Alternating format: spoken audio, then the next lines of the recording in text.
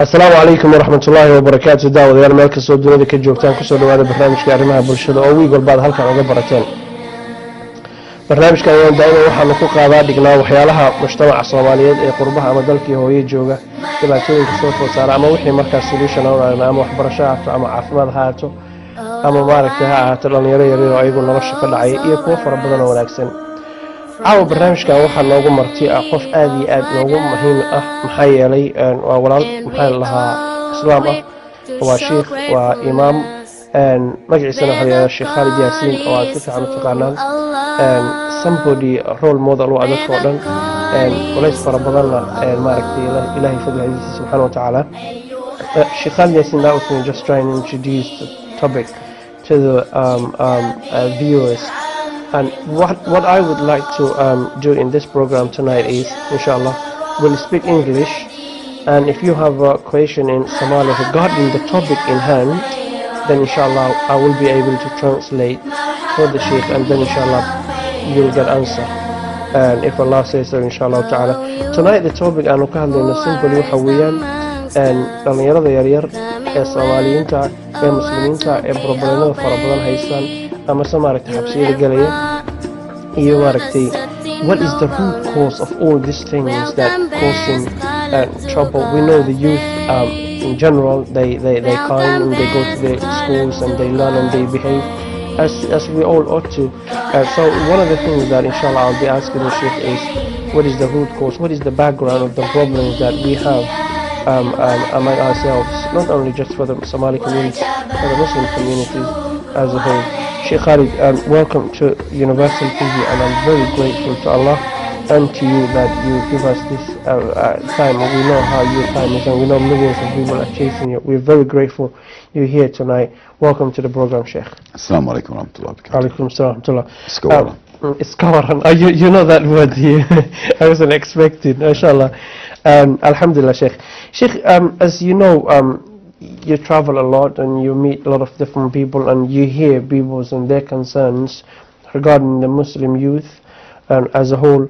Although I don't want to generalize that all Muslim youth are bad, we know that most of the Muslim youth around the world, they are amazing and they're doing what they're supposed to do, and we're very proud of them. But every now and then you hear stories and stuff. What is the background problem that we Muslim community facing in the West in terms of culture clashing, language barriers, different religions? How do you see it, Sheikh? Alhamdulillah, I think that what we are experiencing here in Britain, we are experiencing the same in North America, and in my travels we are experiencing the same as minorities wherever we are, and it has the problem has come about as a result of social dysfunction. This is the terminology that's used in the circles of human services: social dysfunction. This is where citizens of a particular society, for some reason, they are not integrating, they're not assimilating, they're not appreciating. A lot of different confrontations and challenges are debilitating them. And the children didn't come here on their own. They're part of a unit, a family. So if there is dysfunction inside of a family, or a family has social dysfunction through isolation or cultural insistence, the children is a byproduct of that. So if there's a fire in a house, even if the fire doesn't touch anybody, the smoke touches everything. You know, it's like being in a house where people are smoking cigarettes. Somebody doesn't smoke cigarettes, but they get secondhand smoke. So our youth, to be fair, as you said, most of them are very good young people with tremendous potential, and they are doing well. But people don't speak about what is good. What is obvious to people is what is bad. If I'm wearing a white thobe, the fact that the whole thobe is pressed and white and everything, but if I've got an ink spot because my pen is leaking, what the eyes go directly to is that ink. See, So, as a person working in human services and working with young people and having a heart and an empathy for young people, I just want to be fair that I think we need to clinically diagnose the situation properly so that we are not blaming. But what we are doing is we are evaluating so that we can find a solution and then apply it. Indeed. And in this issue of social dysfunction, I think that the people who carry the greatest amount of responsibility, in spite of the fact that all of our young people who are 15 years old and older, and I'm using that as an age because 15 has a specific meaning in Shara'i terminology, that at the age of 15, young people share some responsibility. But I think that the onus or the greater part of the responsibility are the adults, the parents. And I think that the parents have to adopt and accept that part of the responsibility. Otherwise, they will be in denial and they will be blaming the children. And the children will realize at a certain point that they're not all to blame, and then they're going to blame the parents. So if you got parents and children blaming each other, then you've got confrontation and polarization, okay, and the ones who are probably going to suffer the most in that kind of situation are the children, because the parents already have their culture and their experience and their maturity to fall back on. The children don't understand, probably in this particular case, the Somali children, they don't understand the cultural dynamics. They cannot appreciate because they don't have the level of maturity. They are what they do understand by just empirical experience is the dynamics of the society where they're being raised. And without having the tools, many of them are making the wrong choices. And you can make a wrong choice one time in your life, and it can impact on the rest of your life. Sure. So I kind of think to myself that we need to bring first parents together and have workshops, real discussions, where we can pull back the scab, where we can talk straight. Because, you know, when a person finds themselves with a legal problem, if you're lying to your lawyer, your attorney, then you're probably headed for a real bad decision. And secondly, if you're not being honest with your doctor, then I don't think that I don't think the medicine he's going to give you is going to be correct, and I don't think that the process of healing is going to take place. So we need to sit down and have real discussions, and not feel that we're being blamed. But that we're discussing it to get at the real problems. And once we get at the real problems, we'll find that when we start to resolve the problem with the parents, the parents will have a much greater tool and empathy to understand what's going on with the children. Then we're going to find children are going to appreciate that parents have acknowledged their share of the blame. And then the process is going to start. So it starts with communication, open communication, real communication. And I don't think that this communication can be done between the parents and the children without an arbitrator. So for instance, I find myself in many cases doing this arbitration as a neutral party. And I'm not so neutral because I'm married to a Somali lady.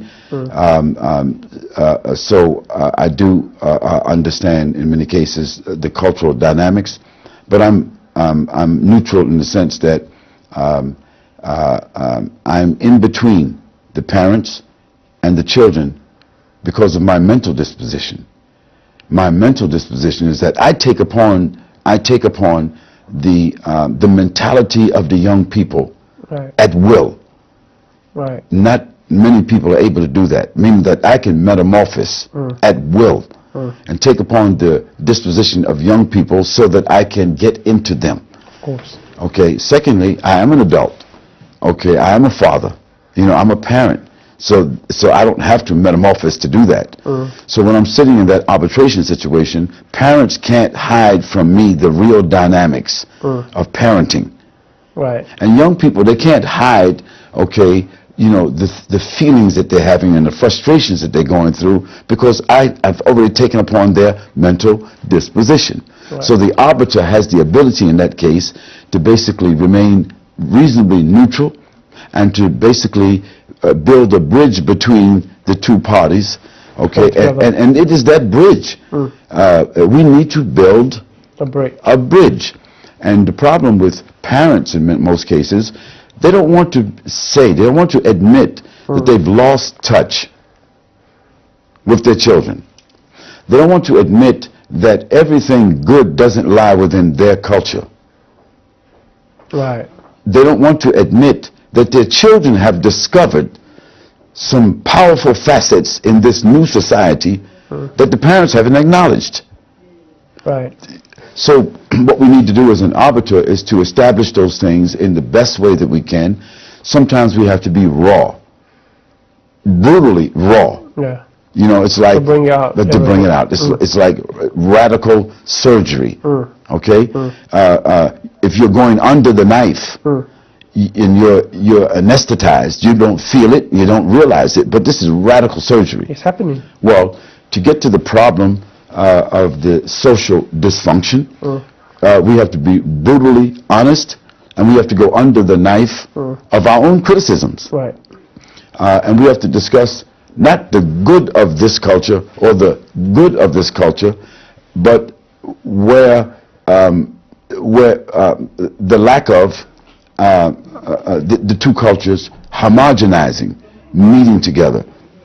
And so I think that we have to start with profound discussions, workshops with the parents, workshops with the youth, and then after workshops with the parents and workshops with the youth, then bringing the youth and the parents together to have what we call shout-outs. Right. Now, you know, a shout-out is like where children have a venue where they know now that they can say to their parents what they really want to say openly. Now, we set rules of decency and respect and all of that there, but nevertheless, children have to receive a chance to say what they want to say without reproach. The other thing is that parents have to be given the opportunity to exercise their real feelings about their children without the children becoming emotional, you know, and angry, okay, and storming out of the house. No. In this case, they can't storm out. No. They've got to sit, and they've got to discuss it, and afterwards, you'll find that the process begins. Right. So where we start this at is talking. We've got to bring parents together, and they've got to throw back, for lack of an expression, their hijab. Because as long as you cover stuff up, then you're in denial, and you know that's not a river in Egypt. Right. No.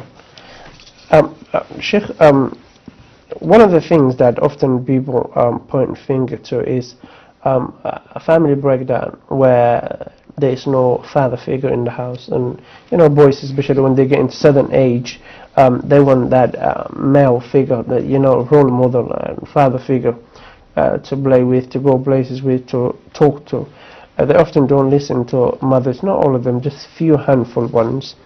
Could family breakdown have an impact of the young people's lives, and from there on they may go even astray and leave school and do all sorts of things that we don't want them to do? Would that be part of the problem you're reckoning? Most certainly. I'm a product of family breakdown. I grew up without my father. I realized now that probably from the age of 15 to 25, I was still very much angry, emotionally scarred, and without balance, because I didn't take those traits that I needed, the masculine, strong traits. I didn't take those from my father. They were absent. So where did I get them from? From society. Okay. And I think that what we need to do in this case is that we need to go out and find and recruit the fathers. Because in most cases, the fathers are here. Right. They're not back home. No. Just that they're not in the mainstream of their child's life. Right. Because men have ego. And because men have ego, they don't like to be in a situation where it's obvious that the blame is theirs or the responsibility is theirs. So the men are sitting somewhere in coffee shops, watching Al Jazeera, you know, talking about cultural, historical, political, and other kinds of things because it's nostalgia. Indeed. Okay, but the mothers, the mothers are in the kitchen. The mothers are doing what mothers do. Okay, no, looking after. And so I found something very phenomenal, and it's in all the immigrant communities, but more profoundly in the Somali community, and they have a unique characteristic of their immigration to the West, as opposed to many other immigrants. And I have seen in the last 40 years all the waves of immigrant. Probably the most profound or the most unique immigration group that I have seen are the Somalis, for many ways. And I think in most cases with compliment, you know, not with contradiction, with compliment. So, but I think what the Somali community in particular needs to take into consideration is that there are some major factors that are contributing to their social dysfunction, okay, and family breakdown, and their polarization between parents and children, and definitely one of them has to be the fact that men are not directly involved in the domestic interrelations. Why? Because perhaps back home it was sort of aib, you know, for the father, you know, to be like washing dishes, cleaning the house, helping the mother, dealing with the kids, you know what I'm saying? That's the woman's job. That's the woman's job, okay? But, and that might work in that culture, but it doesn't work here. No. Okay. So I think that we need to discuss that problem so that we can correct and resolve that breakdown, because that family breakdown that we're seeing, it is not permanent and it is not irreconcilable. But it has to be recognized. It has to be recognized, and we have to come up with a solution, and then we have to begin to apply the solution. Indeed. Sheikh, I'm very grateful to you. There's a lines that jumped up, I'm told. There's people that want to talk to you. And we want to talk about the topic in hand. We don't want to talk about other things. Yes. And I hope you guys there watching, you speak English so the Sheikh can hear you and address you rather than me translating. If you are kids at home or teenagers or anyone else who will be able to speak, let them speak for you, and inshallah you'll be able to talk to the Sheikh straight, rather than me being intermediate. And hello, qofka hore, assalamu alaikum. Hello, may maqashaa?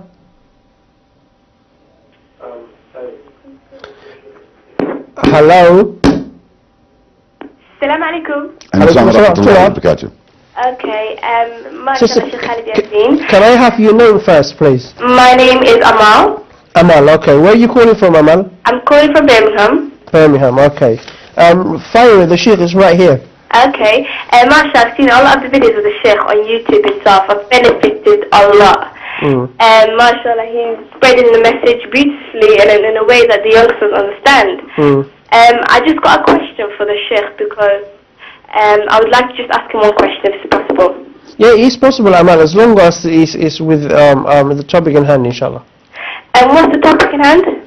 Oh, you haven't been watching for long, have you? I've just tuned in now. Okay, mashallah, no, it's good, it's good. What we're talking about is how can we deal with the youth issues that we're facing today here in the West, and what are the solutions, or what are the background problems that, the root cause of all this, before we get to the solution, inshallah. So, okay, from my personal experience, I've seen that the youth a lot respond to dawah and especially when people speak to them on their level. The dawah really works, and it goes a long way, and it changes people's lives. I just wanted to ask you that when is it possible that I can ask Sheikh Khalid Yassin a question? When you're ready. Am I able to ask him right now? Yes. Okay. First of all, I just want to ask Sheikh Khalid Yassin. In February 2008, Sheikh Khalid Yassin offered to deliver a lecture at a Jahiliyyah event in East London. His fee was agreed over the course of 2 calls and a one-on-one meeting. He saw that there was flyers with his name, Abdul Rahim Green's name on. 4 days before the conference, Mr. Yassin summoned Mr. Zakaria King to 750.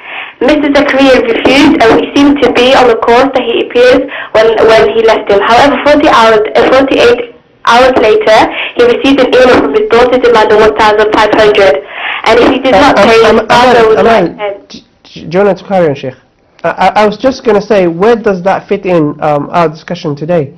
It doesn't. It doesn't. So, Amal, I'm so sorry, my sister. Unless you have another question relevant to the topic in hand, then that is totally an entirely different topic. So, forgive me stopping you there, and thank you very much for calling. Next caller. Assalamu alaikum wa rahmatullah. Hello, assalamu alaikum. Alaikum assalam to our sister. Maga'a. What is your name again? Yeah? What is your name again? Maga'a? Okay, ما حد يونس شيخنا ودي the Sheikh is right here. سؤال ما وديني يا واحد إذا وديو كتابك يا لميسكا. Yes. Decoration ما قال ده ولا مر ثاني صار في عن. And كتابك هو حسارية. She's just saying that the Quran is not for decoration. Why is it on the table? I don't know if she went on the floor or somewhere else. Because in our house it's on the table, isn't it? I mean, where would you like the kitab to be, my sister, if not on the table? Oh, you're not there. I don't know, Sheikh Khalid. Yeah, if you don't mind, the sister Amal. Yeah, Amal. Yeah. The sister Amal. Yeah. She was reading. She was not asking a question. She was reading something that somebody produced. Oh, I hear you. Okay, so first of all, in Islam, we don't assume that some information that reached us, that it has any legitimacy, right, until it has been tested.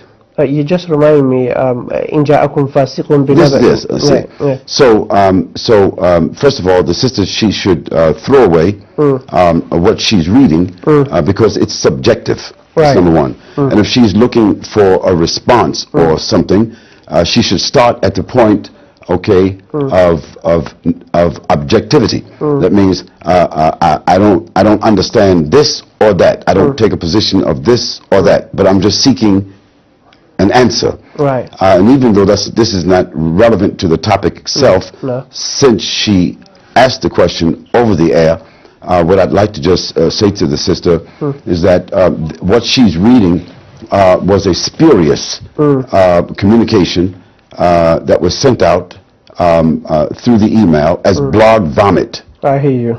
Okay, so Allah has ordered us that when somebody vomits into our ear, okay, that we don't take any position regarding that except to reject it. Okay, and if you're not a part of the solution, why carry it? Okay, it's better for you to say that has to be a lie. That's not correct. If it disturbs or if it disturbs or aggravates somebody's character or whatever, we Muslims, we don't want to do that. Indeed. Okay, so I would just probably say that she should send that communication back to where it came from. Okay, or if it is something that she feels or other Muslims feel needs to be resolved, then we should bring in some people who the Muslim community considers to be arbitrators, that they could weigh the situation and come up with some kind of resolution. And if we if we cannot do that, then what we're basically doing is we're just carrying trash from one place to another, and Allah has ordered us not to do that. Indeed. Next caller. Hello, assalamu alaikum. Abdul brother, can you hear me? Yeah, I can hear you loud and clear, brother. What is your name? I got a question for the Sheikh. What is your name, London. What is My your name name? is Osman. You know me. I'm here.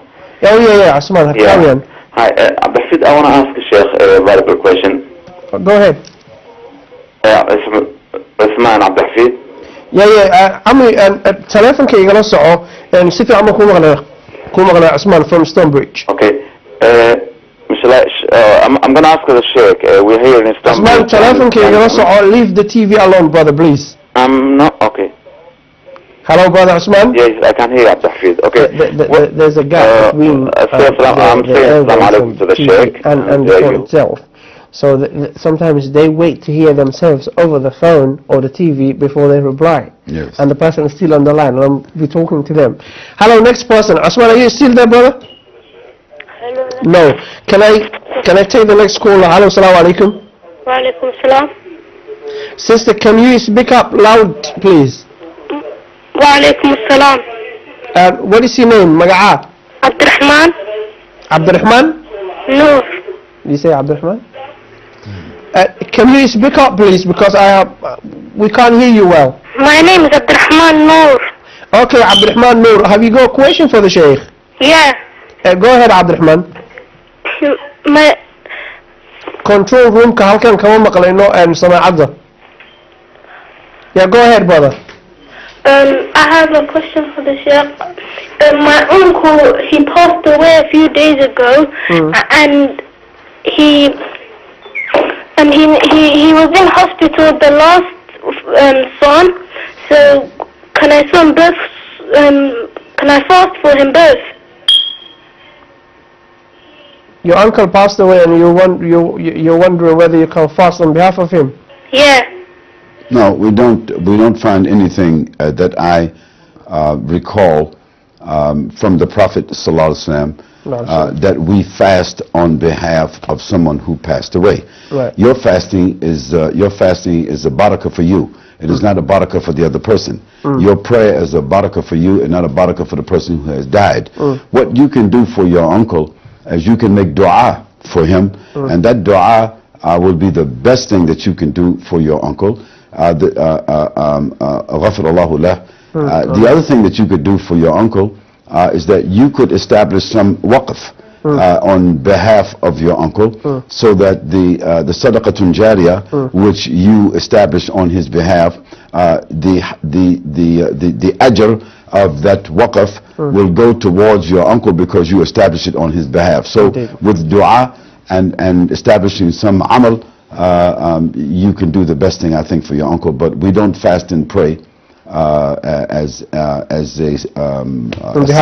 behalf of people who have passed away. And indeed, and I hope you're satisfied. Next caller. Assalamu alaikum.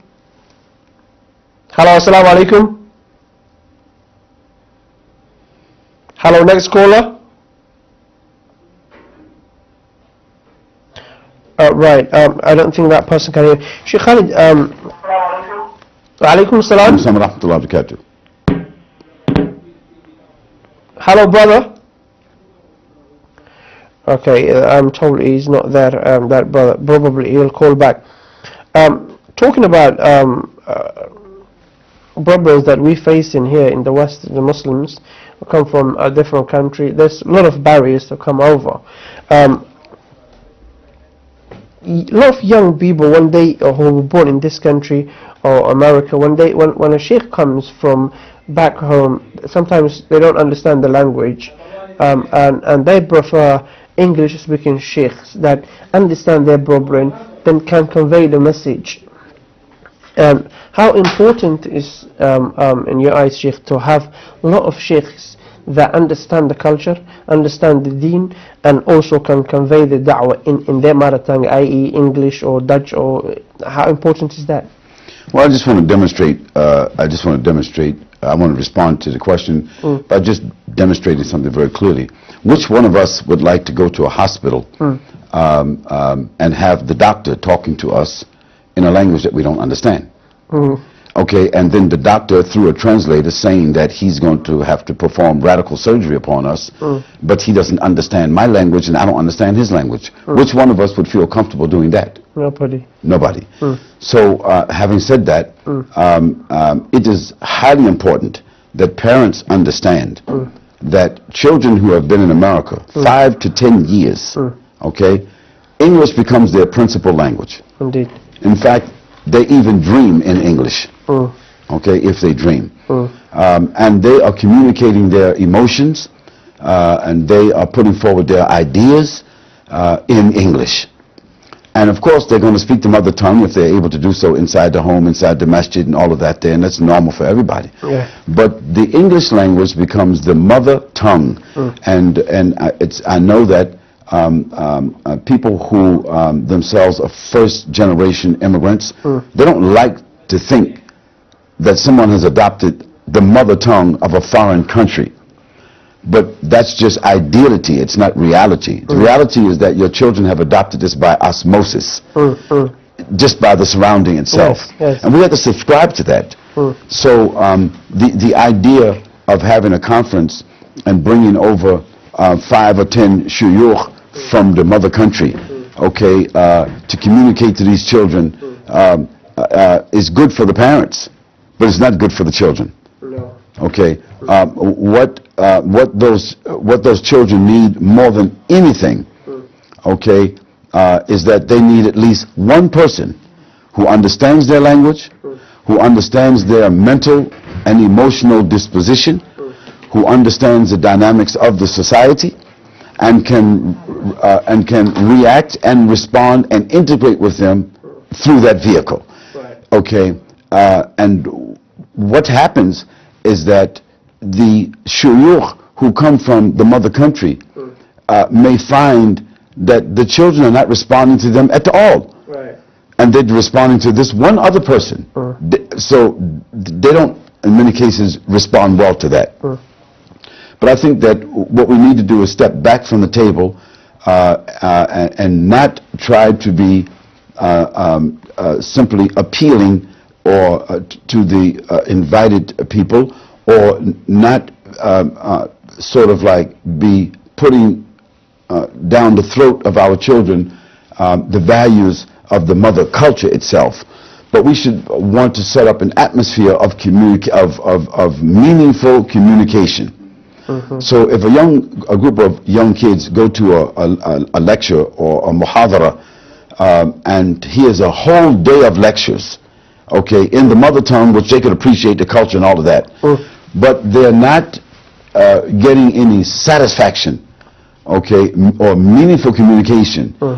They're just being there to, they're kind of like apologetic, and they're just doing this for their parents and all of that there. But when they leave, they're telling each other, you know, I don't want to go back to this. I don't even want to stay there. And so I think that what we need to do is, again, plan these kinds of events and have people involved who understand those dispositions, who understand the society, who can recommend to you that we put a component in there that basically builds that bridge of communications. And I think then we're going to get a more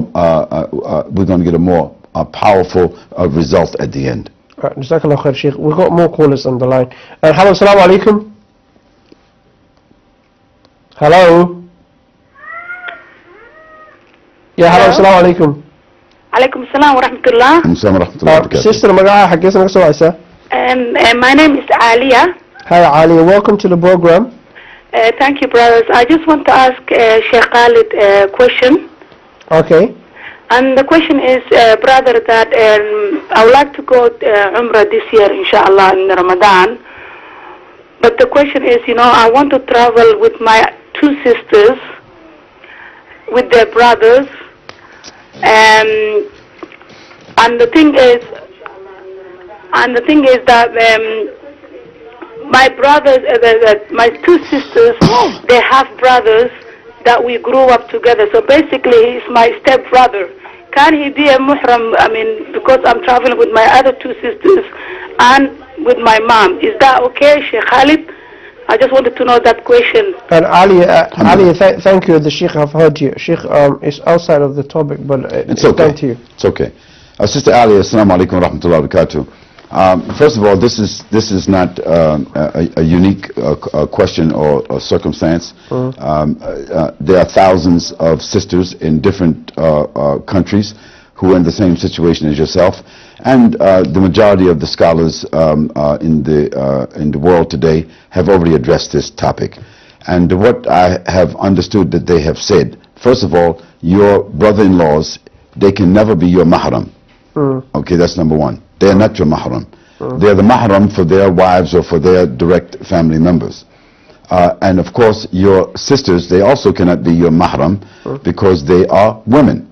Right. However, because you want, if you are making hajj, and hajj is wajib upon you, then the scholars, they said, you can travel with a group, okay, as long as you're not in khalwa with anyone, you're not in khalwa with any men, but you are in the public and you are traveling for hajj, and since hajj is wajib and binding upon you, and you may not get this chance again or have the money again, yes, you can go to hajj. Although they say that if you can wait until you have mahram, it is better for you. But if you cannot wait, you will not get the opportunity, you can go. But in the case of umrah, it is not binding upon you. So therefore, I would say to your sister, you should not make umrah with someone who is not your mahram, and you should not try to go and make umrah traveling by yourself.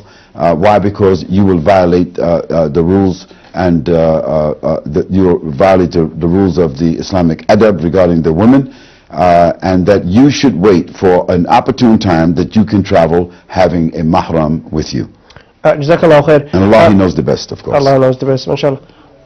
Okay, inshallah. And Sheikh, if we could sort of come to some sort of solution for all this problem, sum it up for us, I'll hand it over to you, inshallah, for the remaining time. I think that I'd like to say to the parents, I give a message first to the parents, and as a parent and a person traveling around the world and kind of seeing the situation on a broader scale than most parents, I say that the problem and the solution begins with discussion. Right. Genuine, sincere discussion. Open and real discussions. Discussions between the parents. Mothers and fathers need to sit down and have these discussions with other mothers and fathers. Right. Who are experiencing the same thing, but because of pride and cultural shame, they don't want to discuss these, and they don't discuss them. Well, you can put the dirt under the rug for a long time, but sooner or later, there's going to be a pile of dirt, and you're going to break your ankle. Okay? So, that's what we say. There's a pile of dirt, and soon you're going to step on that pile of dirt, and you're going to break your ankle. So it's probably better to just not sweep the dirt under the rug, just sweep it up and put it where it's supposed to, so we can resolve it.